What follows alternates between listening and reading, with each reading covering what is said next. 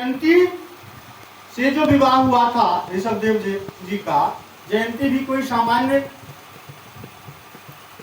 युवती नहीं थी, देवराज इंद्र की पुत्री। देवराज इंद्र की पुत्री जयंती के साथ ही उनका विवाह हुआ था और उन 100 पुत्रों में सबसे बड़ा पुत्र जो था वह भरत था। अब भरत पे थोड़ा हम लोग विस्तृत थोड़ी चर्चा कर लेते हैं। हम जिस भारत भूमि में हम लोग रहते हैं, इस भारत भूमि पर 3 महाभारतों का जन्म हुआ। 3 ऐसे भरत अवतरित लिए हैं जिन्होंने भारत की महिमा को मंडित करने का कार्य किया और उन्हीं तीनों के महिमा मंडन के फलस्वरूप हमारी भूमि भारत भूमि के नाम से जानी जाती है। पहले भरत का हम लोग अभी देख रहे हैं कि ऋषभदेव एवं जयंती जी से जिन 100 पुत्रों की प्राप्ति हुई, उनमें से सबसे बड़े पुत्र थे भरत। और ये भरत जो हैं, दूसरे भरत के रूप में दुष्यंत एवं शकुंतला के पुत्र आगे प्रसंग में आएगा, जो कि बाल्यावस्था में ही शेर के साथ खेलते थे। और तीसरे भरत योगी के रूप में, राम के अनुज के रूप में दशरथ नंदन भरत। तो इन तीनों भरतों की जो महानता रही है, उसी महानता के फलस्वरूप हमारे इस द्वीप के राजा थे, आदनाव खंड के थे। तो इस आदनाव खंड का नाम भारतवर्ष पड़ गया, भारत पर।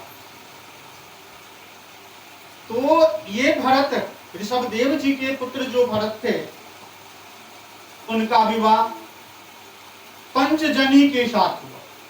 जैसा नाम वैसा काम, पंचजनी के साथ विवाह हुआ, 5 पुत्र की प्राप्ति हुई। तो इन 5 पुत्रों की जो प्राप्ति हुई और इन 5 पुत्रों के साथ भरत ने 1-2 वर्षों तक नहीं, करोड़ों वर्षों तक शासन किया। पुत्र किनके थे? ऋषभदेव के थे। ऋषभदेव क्या थे? भगवान विष्णु के अवतार थे। तो ऋषभदेव ने अपने समस्त पुत्रों को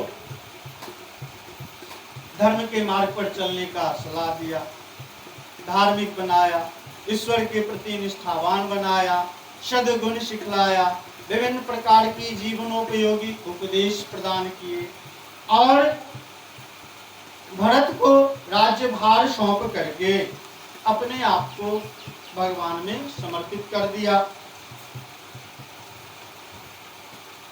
भरत जब अपनी शासन कार्य को संचालित किए, करोड़ों वर्षों तक शासन किए, करोड़ों वर्षों तक शासन करने के फलस्वरूप उन्होंने अब अपनी दायित्व को अपने पुत्रों के ऊपर सौंप दिया। अपने पुत्रों को राज्यभार सौंप करके हरिहर क्षेत्र चले आए और वहां गंडकी नदी के किनारे भगवान की आराधना करने लगे। कुटी बना लिए गंडकी नदी के तट पर और भगवान का भजन करने लगे। आरंभिक समय से ही भगवान के भजन में लीन रहते थे और इस उद्देश्य से आए कि अब तो अपने उत्तरदायित्व को हमने पुत्रों को सौंप दिया है, जा रहे हैं एकांत में प्रवास करेंगे, वहां हमेशा भगवत भजन में लीन रहेंगे। एक दिन क्या होता है कि भरत देखते हैं गर्मी का समय,